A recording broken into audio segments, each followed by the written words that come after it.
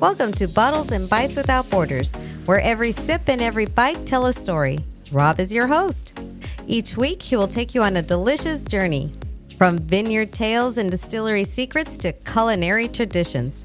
So, grab a favorite drink, a plate of something tasty, and join us for another adventure with Bottles and Bites. Hey everyone, welcome to another episode of the podcast. Thanks so much for stopping in. And on tonight's episode, we are heading to the Southern Hemisphere.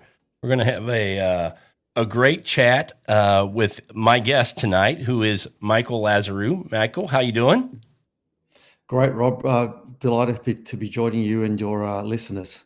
Yeah, I appreciate you coming back on. You've been on the podcast before, and I really enjoyed having you on. And when I say we're heading to the Southern Hemisphere, it's the topic tonight. We're going to talk about a region in Australia, Victoria, and the wines that come from this region. But Michael's also, right dab in the middle of it. He's in Australia. You're in Melbourne, is that right? Yes, I live in Melbourne, which is in the state of Victoria. Yeah, so this is your backyard, so to speak. You know this fairly well. Well, I've lived in Melbourne all my life, and you're a wine guy. You're a big wine guy. I need to tell people that, and we'll put your links in the description. This is going to be obviously the podcast that gets published everywhere we do, Spotify, Google, YouTube, everywhere, but also on YouTube. This will be video as well. So, but any of those locations you go to look at it, look in the description and you'll get Michael's social media. And go check him out. Follow him especially for Australian wines, his reviews and things. He does a great job. That's kind of how I found Michael, was on Instagram. But Mike's wine lover, man. He still drinks wines from all over the world. Would that be fair to say? Absolutely. Yeah. Although I mainly drink Australian and most of my collection is Australian, I do like to taste wines from around the world. So I've got a very wide and varied palate. Yeah, I kind of feel like you have to do that if you're going to, Australia has so many varieties of grapes in there now. I feel like if you're going to drink a Nebbiolo or you're going to drink a Fiano from Australia, you almost have to drink an Italian to kind of go, what's the bar? What am I measuring this against? And just see kind of how it differs and what they're doing differently in Australia. Absolutely, because we don't have indigenous varieties like Italy or other old world producing wine producing countries. So we've obviously imported varietals from around the world. So it's great to benchmark our wines compared to the old world producers.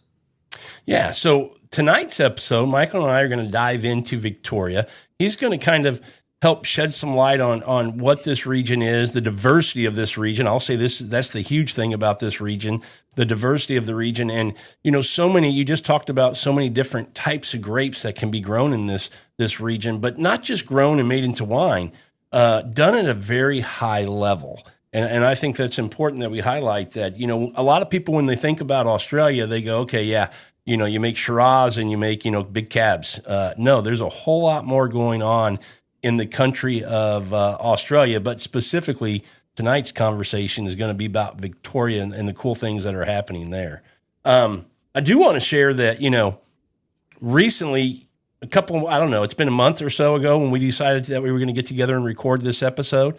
And shortly after that, I got invited to go to a wine dinner by the Wines of Victoria, just kind of coincidence. And it really was a huge help for me, Michael, because I was figuring out, okay, how am I going to do research? And I can do, just kind of paper research and figure things out, look up on the internet or whatever, and try to kind of get an understanding of the region.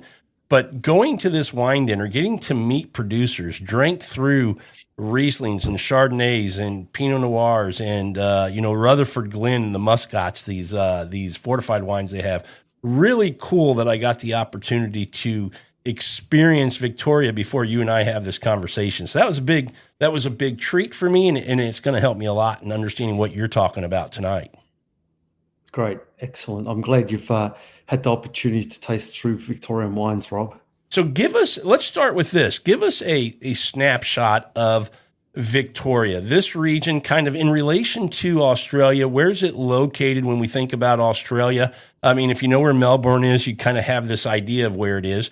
But give us kind of, the high density of wineries that are around there, because it's not a big area, and then just kind of what's the climate, what's the coastal influence and things like that for this wine region.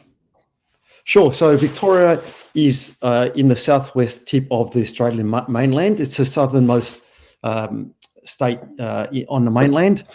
It's also by far the smallest state geographically. We produce 17% of the national crush, which is third most amount of wine produced of all the states in Australia. But we've also got the most wine regions. So we've got 25 GI. So GI is called is short for geographical indicators, and it's the equivalent of AVAs that you guys have in the United States. So we've got 25 GIs. So you can imagine with that amount of GIs, you're going to have a lot of variation in terms of styles, geography, terroir, varietals, etc. So Victoria has a great diversity within its offering. We have cool climate wines such as Pinot Noirs and Chardonnays. We have fuller bodied wines such as Shiraz. We also have fortified wines from the warm northeast of the state. So there's a great diversity of wine styles produced in this state. We're also very fortunate in Melbourne. We're surrounded by 3 wine regions which are within short distance of Melbourne. So we've got the Yarra Valley, Mornington Peninsula, and Macedon Ranges, what we call the Dress Circle. And about an hour from Melbourne, we've got the Geelong wine region, and Geelong's our second biggest city in the state of Victoria.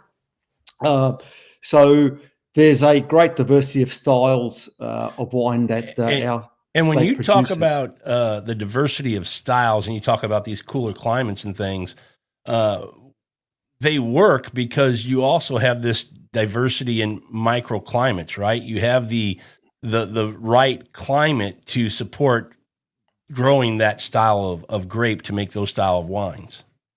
Absolutely. So if I look at those cool climate regions, say Mornington Peninsula, which is kind of like the Hamptons of Melbourne, it's a area where a lot of the wealthy Melburnians have holiday homes, but it's also a wine region, and it's maritime.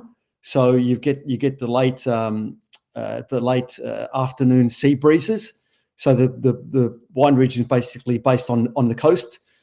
Cool climate, very elegant Pinot Noir and Chardonnay, and also well known for being Australia's premier Pinot Gris wine region as well. Then you go further inland to the Yarra Valley, which is continental climate. It's surrounded by mountains. So obviously that's why it's called the Yarra Valley. It's a valley. And even within the Yarra Valley, there's different climatic conditions. So you've got the Upper Yarra, which is extremely cold and very hilly. And then you've got the Yarra Flats, which is a bit warmer. So the Upper Yarra produces more elegant Chardonnay and Pinot Noir, and the what you call the Yarra Flats still produces Pinot Noir and Chardonnay, but also produces very good Syrah and Cabernet Sauvignon as well. And then you've got to the north of Melbourne. If we talk about the Yarra Valley and we talk about some producers that people might know from this area, that you might see, one that jumps to mind to me is Giant Steps. Yep. Just thinking about what's available here in the States that I see that we get over here. Giant Steps, maybe Mac Forbes, Oak Ridge. Yep. They are you've named 3 outstanding producers. Then you've got other producers such as Coldstream Hills, Maya, Mount Mary. I'm not sure if Mount Mary is distributed in the US because they're a very, very small producer, but extremely high quality. Yarra, Yeringberg. It goes on and on. There's the interesting thing about the Yarra Valley, Rob, is it's most well known for Pinot Noir and Chardonnay, But some of the greatest wines that come out of the Yarra Valley are Cabernet blends, Bordeaux Really? blends. So in fact, the most iconic wines that come out of the Yarra Valley, or the most famous wines that come out of the Yarra, are Cabernet-based wines. So you've got Mount Mary Quintet, Yarra Yering number one. You've got Yeringberg Cabernet blend. So here's my question for you, Michael. Are those, obviously they got to be down on the floor, right? They're down on the floor of the valley, and you still get warm enough temperatures to get them to ripen. You know, I think about Cabernet, it really needs to have that heat to ripen it, or does it hang a little longer because it doesn't have the high temperatures that you normally get over here in the States and stuff? Well, with climate change, it's become easier to ripen Cabernet Sauvignon and Syrah. I guess if you went back probably 20 years, you probably would have had to leave the grapes on the vines a bit longer. But now with climate change, you get more consistent ripening. That's a great point. I forgot about that. Yeah. With Cabernet Sauvignon. But look, having said that, it's very much made in, and it is very elegant Cabernet Sauvignon. It's not the Cabernet Sauvignon that you would get from, say, the Napa Valley. So it's not big, it's not over extracted, it's not jammy. It's going to have some finesse, some kind of class and elegance to it. Absolutely. Okay. Beautifully refined Cabernet Sauvignon, but capable of aging decades. Wow. Okay. Very cool. Let's jump back to the Mornington Peninsula and talk about some producers we might see here in the States. You know, as people hear us talk about these Burgundian kind of varieties with Pinot Noir, always very popular around the world, right? Chardonnay, Pinot Noir. And if we can find some other places to try them from, I think that's great. And Australia being one of those places. 10 Minutes by Tractor is good. Yep, pretty good brand. Producer. Stonier. Yep. Yes. Who else would you think of over there? So you've got Paringa Estate. Okay. I would imagine they would have distribution in the US. Yabby Lake, they would definitely have distribution in the US. Okay. Main Ridge Estate, Muraduck Estate, Hurley Vineyard. The list goes on and on. Okay. But well, there's a few for us to seek out and try anyway. Sure. Well, let's jump to the next region I have is Heathcote. What do you think about this region? Okay, so Heathcote is in central Victoria. It's about probably an hour to an hour and a half from Melbourne. It's quite a long region from north to south. It's about 90 kilometres from north to south. It's basically warm climate, generally speaking. The centre and the north is warmer than the south because the south borders Macedon Ranges, which is cool climate. So the region is famous for full-bodied Shiraz. So they're obviously quite big, traditionally been big and rich. And they have the other Rhone varieties there, don't they? Grenache and some Mourvedre. Yeah, so they've got Grenache and Mourvedre, and more recently some Italian varietals. So Fiano, they've got some Sangiovese, some a little bit of Nebbiolo is grown in Heathcote. But again, there's some even diversity within that region. The south is the wines tend to be a bit more elegant compared to the centre and the north of that particular region. But that's Victoria's most famous region for Shiraz. Yeah, and you know, as people are listening to this, they're starting to catch on when we talk about Shiraz and Cab and Pinot Noir and Chardonnay, and now we're talking about Grenache and Mourvedre and Syrah. There's this diversity that we mentioned early on in this region. You get so many different grapes made so well in kind of a small region, but like you said, 25 different GIs. So absolutely. Let's jump over real quick to Beechworth. What do you think about this region? I love Beechworth. Yeah, okay. So Beechworth is northeast of Victoria. It's got some altitude. Not a large region in terms of number of producers that are there, but it's a region that's very much specializes on high quality production of wine. So Chardonnays are big, right? Yeah, Beechworth is a truly great region for Chardonnay. Also produces very good Syrah, and increasingly is building a reputation with Nebbiolo. So to name a few very good producers in Beechworth, you've got producers such as Gioconda, which many people view as possibly Australia's greatest Chardonnay producer. Sorenberg, again, great Chardonnay producer. Savater, Castagna produces great Syrah. And Fighting Gully Road is a producer that specialises in Italian varietals, even though they make very good Chardonnay as well. Yeah, and what I'm doing is I'm going through some of the regions and I'm just highlighting what I think are the bigger ones that I've kind of seen and known a little bit, and then you can fill in the gaps when we're done if I've missed something, because I'm sure you're going to go, Rob, you're leaving out a gem. And so when I say I'm done, you can fill in where I've missed one, Michael. But next for me was going to be the Macedon Ranges. Okay, this is one that is very near and dear to my heart because I live actually very close to the Macedon Ranges. The Macedon Ranges is the coldest wine region in mainland Australia. So it's very hilly. It's got a lot of altitude, up to 1,000 meters. Very, very cool climate production of wine. So I've actually got a Macedon Ranges wine here. That's nice. Curly Flat, one of the best producers from the Macedon Ranges. You've also got Bindi. In fact, I went to pick up some wine from Bindi yesterday. So it's a wine that initially got its reputation with sparkling wine because it's obviously very cold in the Macedon Ranges, but increasingly so has been gaining a reputation for very high quality Pinot Noir and Chardonnay. And you took it from me. The two producers I had made notes of was the Bindi and the Curly Flat. So those are two that are outstanding. Yeah. So you've also got some other very good producers such as Cobor Ridge, make fantastic Chardonnay, and Pinot Noir, and beautiful Syrah. Domaine Epis, Place of Changing Winds, Willamie, and Lyons Will Estate are some of the other top quality producers for the Macedon Range. So the Macedon Ranges is to the north of Melbourne. As I said, I live very close to the Macedon Ranges. So it's a region that's near and dear to my heart, but is producing some very high quality, cool climate wines. Well, you had mentioned sparkling.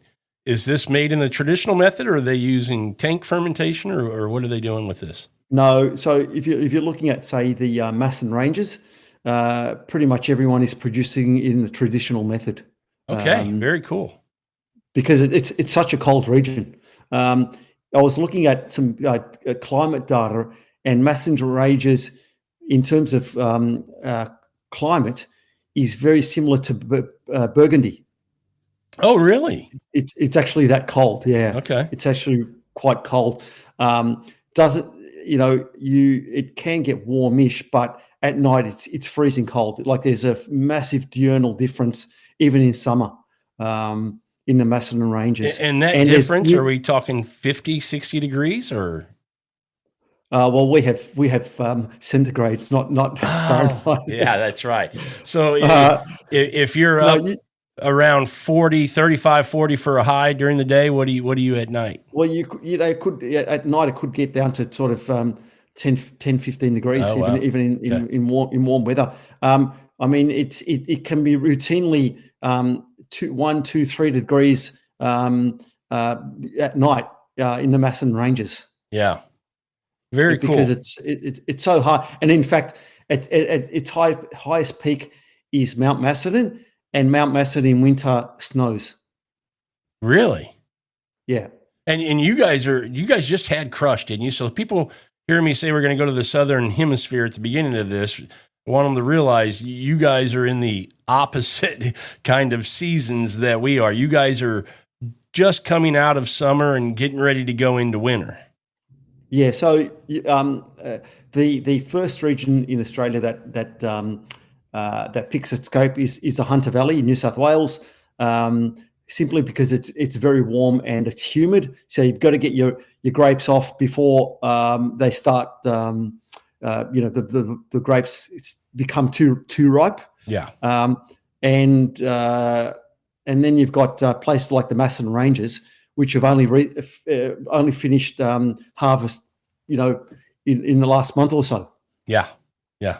We're here in the States, we're going, hey, the buds are starting to break. We're starting to see the vines come to life, because spring's here. But you guys are flip at 180 degrees. All right, next, let's go to the region that in my short time, diving into Victoria and exploring the wine regions, because I'm a lover of fortified wines, this region has stolen a piece of my heart pretty quickly. This is Rutherglen. Yep. I again, another region I'm very fond of. It's in the northeast of Victoria. It's on the border with New South Wales, and it borders the Murray River.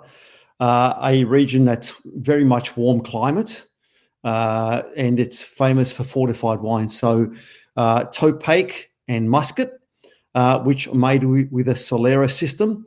The region is full of wineries that are multi-generational family-owned wineries. A lot of producers established their wineries in the late 1800s. So you've got some well-known producers such as Morris, Campbell's, Stanton and Colleen, Buller, etc. A region that's very much seen in Australia as our greatest fortified wine region. Very, very high quality fortified wines. Absolutely world class. Now, the Topake, it's not fortified though, is it? Yes, it is. Oh, it is fortified. Okay, because when I think it's fortified, just like Muscat is. It is, okay, because when I think about Tokai, and that's kind of where that comes from, right? I know that the Tokais I've had haven't been fortified. They're more in think of the Sauternes type of style. Yeah, no, these are more like in the style of ports from Portugal. Okay, very cool. I did not realize that. Okay. Yeah, so I haven't had one of those yet. Very, very rich, sweet fortified wine. So Topake is made from the Muscadel grape. Okay. Whereas the Muscat is made from the white Muscat grape. Okay. Very cool. Yeah, that region, because like I said, I just love the fortified wines. I was just blown away at how delicious the quality. And I'm talking about, not very expensive. Retail, they were telling me $25 a bottle. I mean, this was great for me. I was like, man, this is outstanding. More people need to learn about this. And I'll be honest and tell you, I actually went to after that dinner and class that I got to attend, I went to a local store here. And I don't know if you're familiar. Here in the United States, we got these big box stores called Total Wine. Huge stores that carry, huge selections of wine, whiskeys, whatever. Yeah. And I thought, they may have it. Actually, a friend of mine, Bob Polinsky, said, hey, they should have it at Total Wine.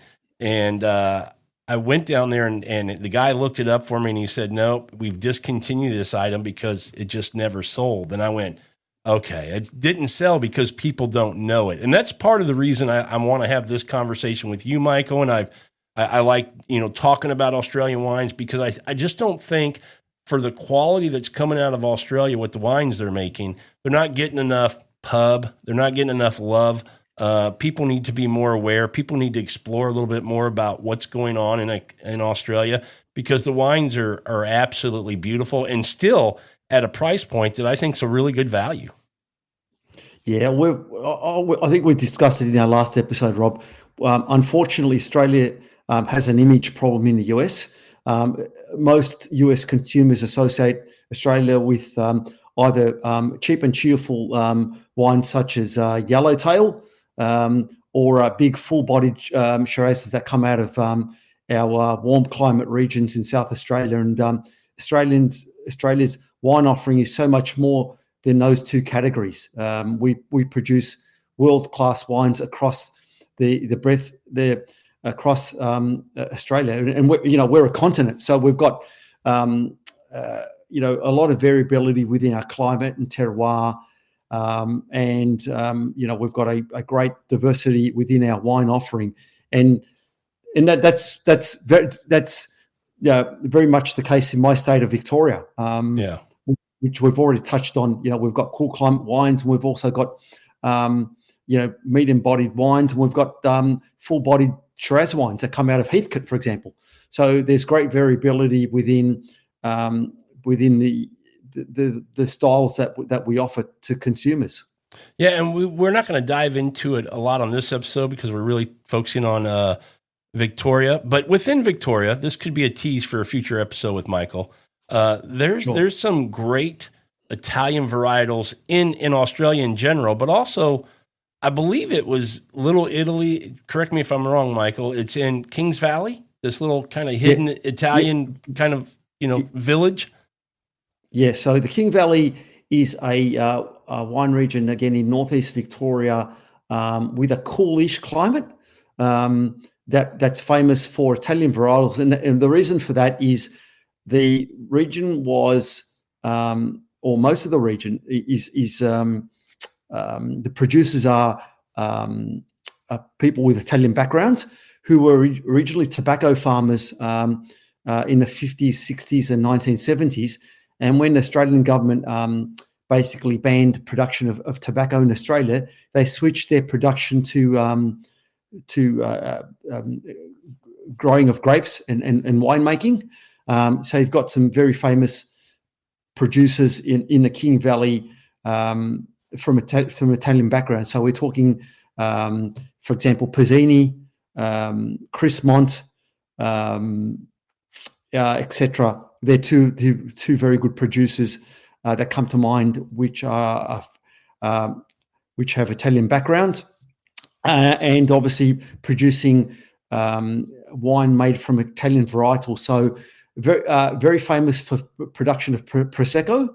That's obviously very popular in Italy, but producing very good Sangiovese, Nebbiolo, Fiano, Sagrantino, even obscure varietals such as Verduzzo, Arnis. Wow, I didn't realize all of those were right there in Kings Valley. Yeah, Tirol de Go. Okay. So just a very wide variety of Italian varietals. And yeah, King Valley very much is known as the home of Italian varietals, but also another region that borders the King Valley is the Alpine Valleys. And that's also very well known for Italian varietals as well. That was one thing that struck me is seeing all the Italian varietals that are doing so well in Australia. So little tease, that might be a future episode for me and you to have, just to talk about all the different regions and what they're doing with those Italian varietals. But we talked about, as we went through these regions, some producers that you might find. I do want to also mention, there's some good importers that you could look for as well. When we talk about Vine Street Imports, Little Peacock, Hudson Wine Brokers, these are three that I know of that bring a lot of Australian wines into the United States. So you may want to look on their website, see where they're distributing, see if they're in your market somewhere, and you can find these Australian wines through them as well. All right, good to know. Let's do this, Michael. We went through the kind of what I thought were these standout kind of regions and talked about some producers, but tell me what you think are some maybe hidden gems, some things that maybe I missed that you'd like to shed a little light on. Tell me if there's any regions that we didn't talk about or producers that are doing some things that are kind of this emerging kind of producer, emerging talent with, wine. Is there anything that stands out to you? Well, I very briefly touched on Alpine Valleys just then. Alpine Valleys, obviously, as you can imagine, is a mountainous region in the northeast of Victoria. There's a producer I want to call out, Billy Button. They produce 32 different wines, and nearly all of those are from Italian varietals. So they produce wines from obscure grapes such as such as Malvasia, Schioppettino. What else do they produce that's quite obscure? Obviously, they produce the well-known grape varieties such as Sangiovese, Nebbiolo. Very, very innovative producer. That region also produces very good Tempranillo. In fact, probably Australia's best Tempranillo is produced in that region by a producer called Mayford. Very, very innovative region, the Alpine Valleys. I'm just trying to think of some other regions. Let me throw a couple of winemakers or something out at you and see what you think. What about Memento Mori from the Gippsland? Gippsland. Yeah, Gippsland is another region, a cool climate wine region, very much focused on Pinot Noir and Chardonnay. It's a very, very big wine region. In fact, it's probably the biggest wine region in the state of Victoria geographically. It covers most of the southeast and east of the state. A great deal of diversity in terms of climate. So South Gippsland, very much cool climate, producing Burgundian style of Pinot Noir and Chardonnay.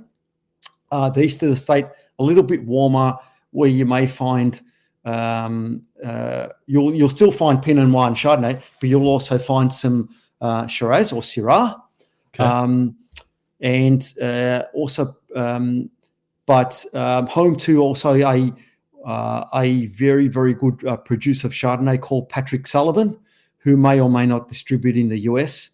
Home to a very good Pinot Noir producer called William Downey, who used to work in the Yarra Valley. That's another region that reminds me of Macedon Ranges, in that there was, if we went back 10 years ago, there would be maybe 10 good producers, but you've had a lot of producers emerge over the last 5 to 10 years, just like the Macedon Ranges. Very innovative, but very high quality Pinot Noir and Chardonnay, Gippsland. Yeah, it's a region that produces very, very good wines. Do you know anything about Josh Cooper wines? Joshua Cooper, yes, I do actually. Joshua Cooper's parents own Cobor Ridge in the Macedon Ranges. Joshua Cooper is a very innovative winemaker. He, up to recently, didn't own any vineyards. He recently purchased a vineyard in the Macedon Ranges. He produces a great diversity of varietals. So he sources a lot of fruit from different vineyards within Victoria. Obviously, growing up in the Macedon Ranges, he produces outstanding Pinot Noir and Chardonnay. Do you like his wines? Do you like what he's doing? Oh, I think he's an outstanding winemaker, Joshua. Because he's kind of this young gun, right? He's kind of doing some stuff. Absolutely. So he reminds me of Owen Ladder from Ladder Wines as well. Okay. So in fact, I think those two guys is that Ladavino?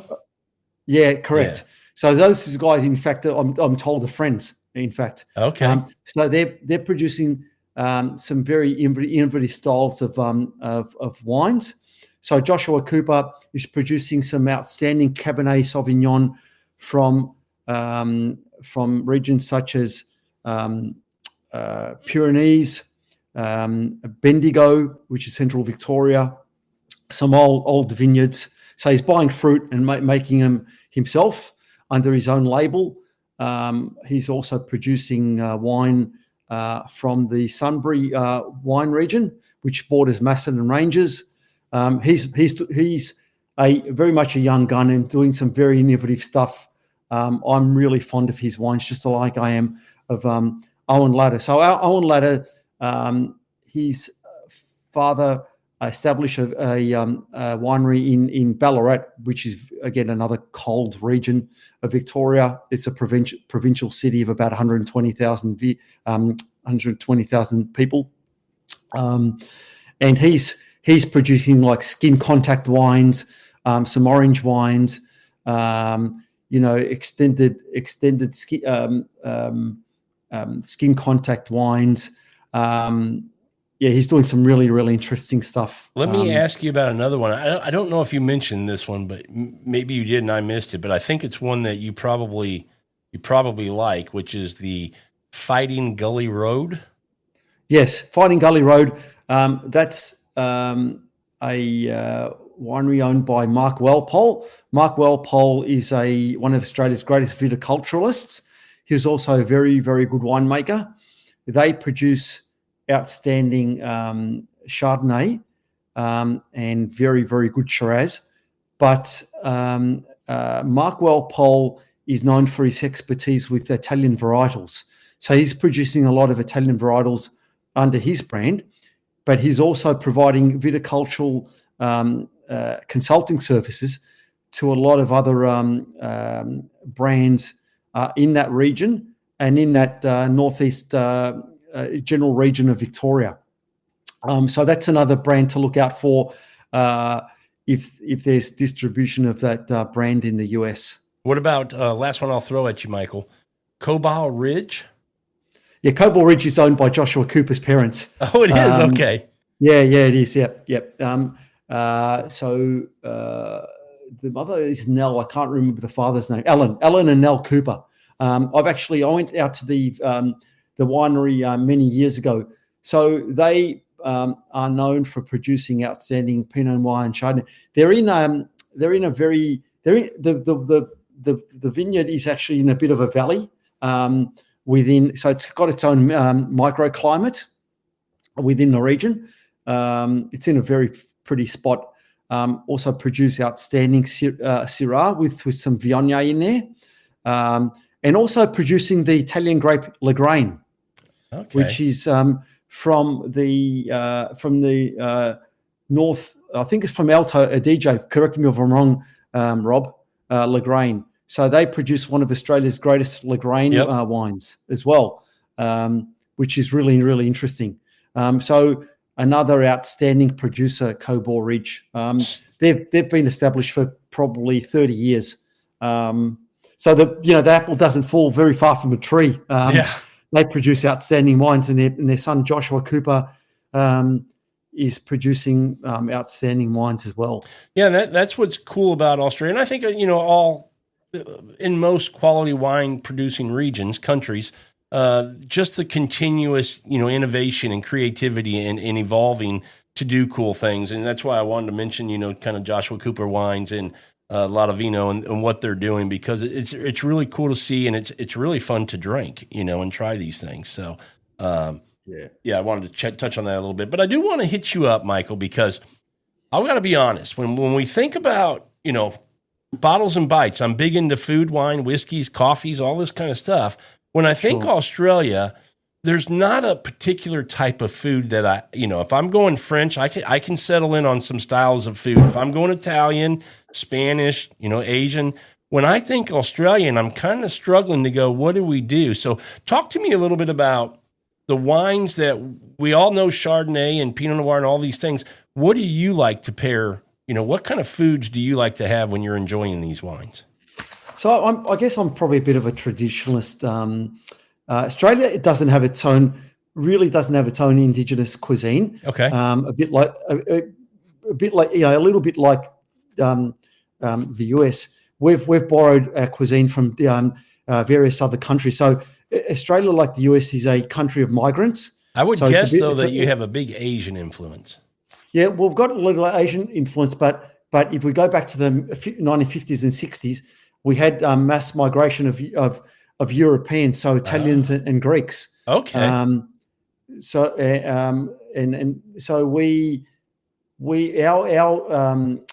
our cuisine is very much influenced by our migrants that have come into the country. So Italian cuisine is very popular in Australia. Greek cuisine is popular. Asian cuisine is popular, and more recently we've had a wave of Indian migration as well. But I kind of like traditional food pairing. So if I'm having Shiraz, I like a nice juicy steak, for example. If I'm having Cabernet Sauvignon, I like it to pair that with lamb. Chardonnay, I like Chardonnay with seafood, chicken, that sort of thing. I So love having Riesling. very I like similar to have, very similar to yeah, the States. I like to have that with white flesh fish. Italian varietals, I really like to have them with Italian food. Yep. And as we mentioned, Let me ask you this earlier, about Riesling. We know that Rieslings can have this range of very dry to very sweet. Yes. Does the Australian, are the Australian Rieslings that are made, do they have that same kind of range? So that, I always think you mentioned Riesling, and me and my wife, when we're going to go have some spicy Asian food, Yes. some a Riesling with a little residual sugar is nice to go with that. Is that something you see over there as well with your Riesling? Yes, very much so. But Australia's traditionally mainly produce bone dry Rieslings. That's what I thought. But off dry Rieslings become a bit of a trend, or trendier over the last probably 5 to 10 years. So you're increasingly seeing more Rieslings with some residual sugar. So one producer I want to call out in Victoria who produces outstanding region is Crawford River in the Henty wine region of southwest Victoria. They are one of Australia's greatest Riesling producers. Another one I want to call out is Seppelt Drumborg Riesling. So Seppelt comes from the Drumborg Riesling, again in the Henty wine region, and the Drumborg vineyard is one of Australia's coldest vineyards. It's close to the ocean, and it gets sea breezes, and it's incredibly cold out there. Do you very taste cold. the salinity on the wine when you get those? A little bit. Okay. I wouldn't say you taste as much salinity as you would with, say, a Greek Assertigo. Okay. Where you can really taste that minerality. Yeah. That the salt. These two Rieslings I've mentioned have got a very mineral driven, and have got beautiful acidity. But so they're two really, really good. And there's the third one I want to touch on is Granite Hills from Masson Ranges, obviously cool climate region. That's a producer that's really well known for its Riesling. Again, a very mineral driven Riesling. But some of our Riesling producers are producing some of their Rieslings with some residual sugar. But traditionally, our Rieslings are bone dry. Okay, that's what I thought. I thought most Rieslings produced all over Australia are bone dry for the most part. But I'm glad to hear that's changing because, too many times, people have this opinion of residual sugar in wine that it's a really bad thing. It's not. It's when it's done right and it's in balance and it works for what the wine is with the acidity in the wine. The sugar sometimes helps, so it's not always a bad thing. Sometimes it's wanted and craved, and we like sometimes a little residual sugar in our wine. Yeah, absolutely. And another thing I probably didn't touch on before, you said some interesting things, Rob. Maybe before we finish up, there's a producer in Central Victoria called Tabilk. They're a multi-generational producer. They've got the world's largest plantings of Marsanne, which is a Rhone variety. Oh yeah. They produce a Marsanne, which I've got. That's actually, can you see that rich color? Yeah. That's a 2012 Marsanne. Oh, it can age that long. Yeah, it can age decades, Marsanne. So when it's young, it's quite citrus driven, fresh, lovely crisp acidity, and as it ages, it takes on these toastier, sort of richer flavors. But the one flavor that stands out is honeysuckle. Okay. So it's very much like Riesling that in that it can age for decades. And Tabilk is very much famous for its Marsanne, which I'm sure would be sold in the US because they're a decent sized producer, and that's quite an iconic wine, the Tabilk Marsan, and I wanted to call that out. Yeah, I'm wondering if that's. Do you have any idea if it's distributed here in the States? Is that something we can find? Look, I would be fairly confident it would be. I'm not sure who the distributor would be. Yeah, but I would be confident they would be, because they do distribute internationally. Okay, I'm going to search them out. That would be one that would be not only fun but interesting to try as well. And who knows? Maybe I can find one with a little age on it to compare it to. Yep. So Yep. let's do this as we finish up, Michael. If this is your backyard, this is your baby, Victoria, the wines from Victoria. If people listening were going to go, okay, Mike, I need a flight of wines. I need 4 or 5 wines that would be a great representation for somebody drinking through Victoria first time to get this kind of impression of the wines and the terroir and what they offer and the winemakers, how they're making their wine. Give me a flight of wines that you would, tell our listeners that if you can get this flight, you're going to be stunned with what you can get from Victoria.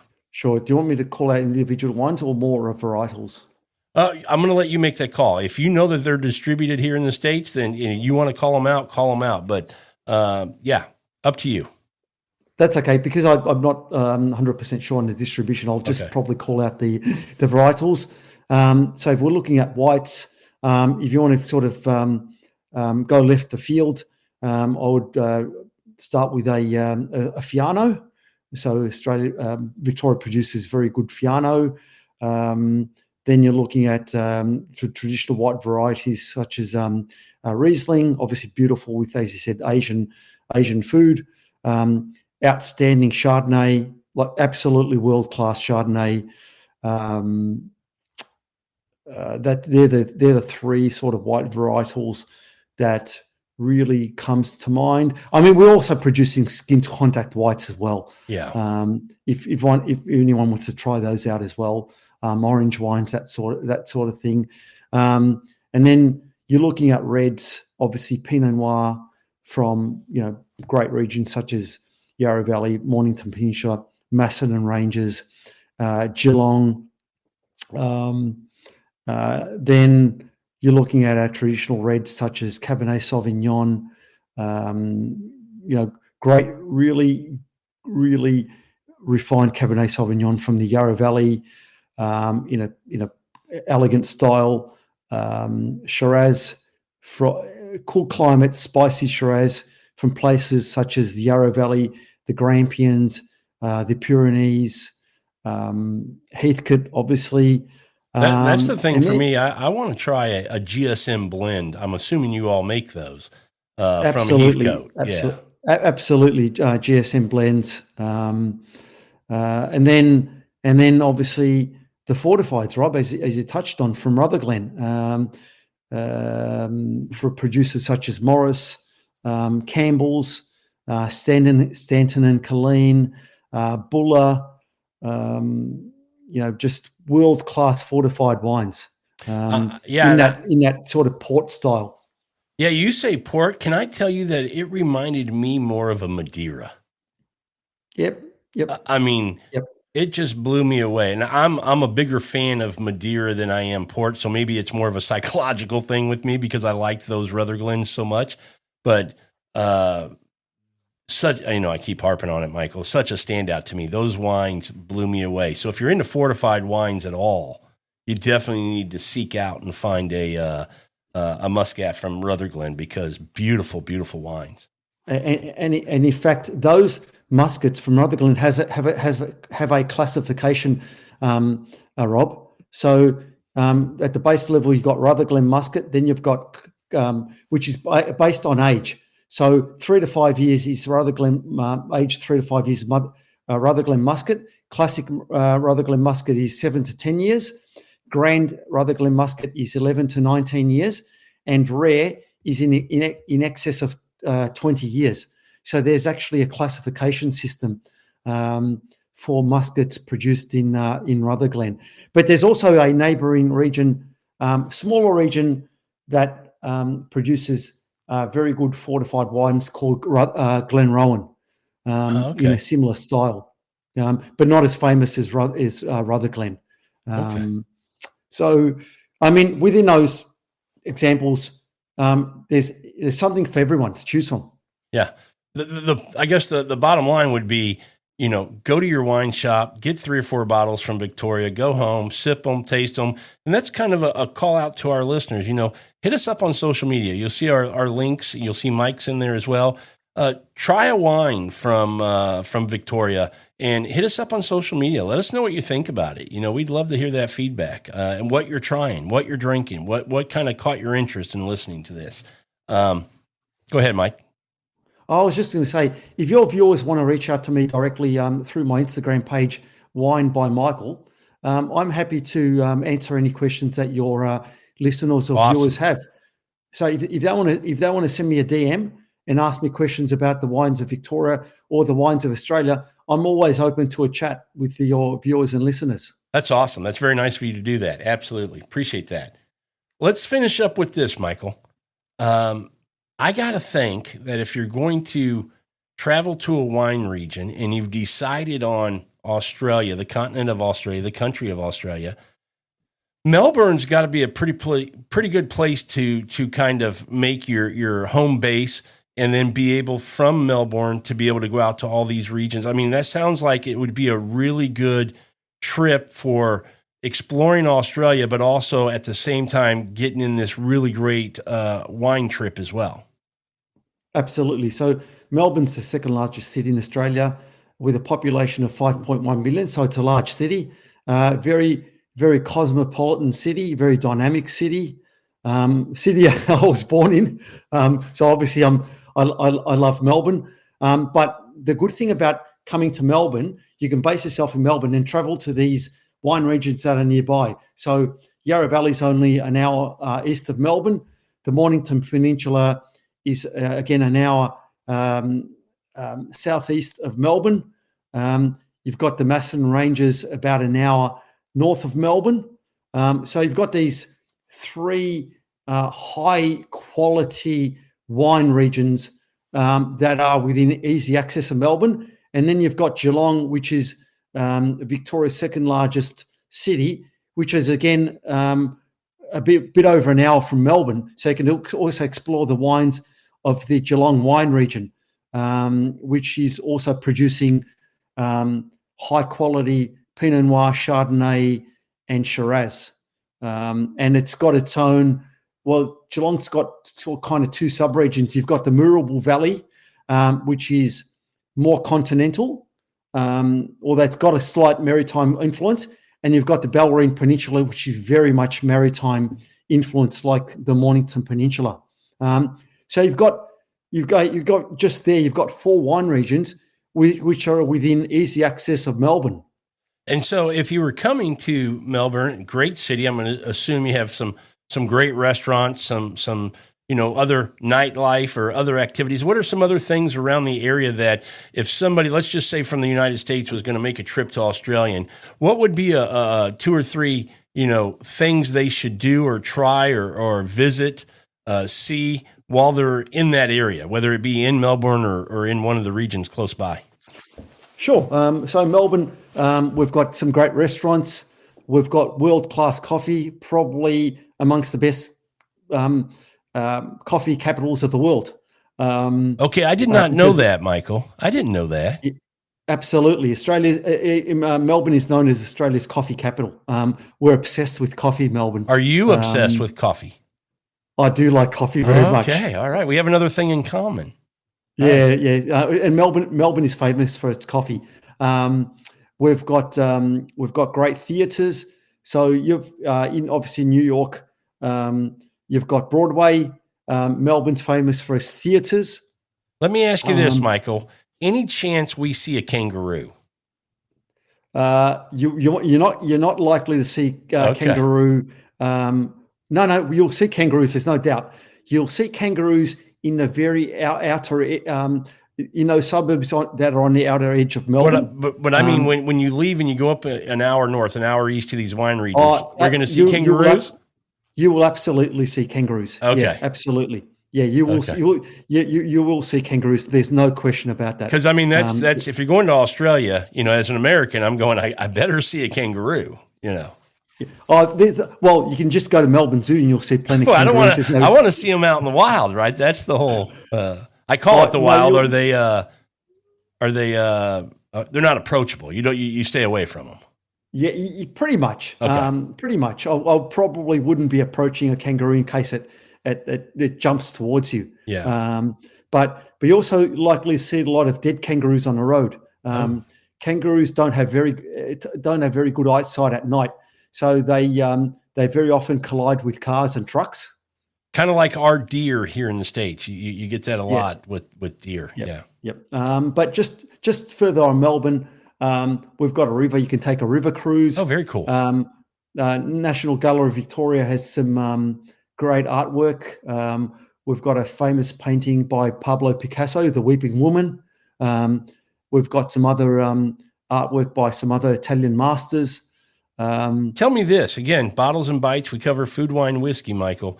Are there some distilleries? I heard there's some distilleries popping up, making some whiskeys and stuff over there. Yep. So we've got some whiskies actually based in the city of Melbourne. One that comes to mind is Starward. We're also gin has become very popular. Okay. So we've got a lot of gin distilleries, both in Melbourne and in rural areas.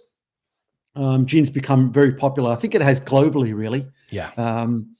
One that comes to mind, which is actually Yarra Valley based, is Four Pillars. Okay. So a lot to do. If you're going to come visit, I mean, if it's a trip where you're planning on 2 weeks, guaranteed you're not going to get bored in a couple of days. You're going to stay pretty busy. You're going to have all kinds of activities, fun things, sights to see, and of course, some fantastic wine to drink. Absolutely. There's so much to do, both within Melbourne and within our various regions within Victoria. So, come on down. Yeah. Mike, man, I always enjoy our conversations. I want to thank you again for coming on. Really appreciate it. Enjoyed the chat. And as always, I learned a little more about, Australian wines, and this time being specific to Victoria. It's been great. I really appreciate you coming on. And thanks very much, Rob, for providing me with the opportunity to talk about the wines of Victoria. And I encourage your listeners to seek out our wines. Yeah, absolutely. And Mike will be back on the show for future episodes. I got to say, Mike, you're probably my Australian guy now, if you're okay with that. More than happy to be your Australian guy and talk about all things Australian wine, because it's something I'm very passionate about. Absolutely. And I know everybody can tell that by hearing you talk about it. So, all right, everybody, thanks for listening to this episode of Bottles and Bites Without Borders, and we can't wait to hear you on the next one. Talk to you soon. Thanks very much, Rob.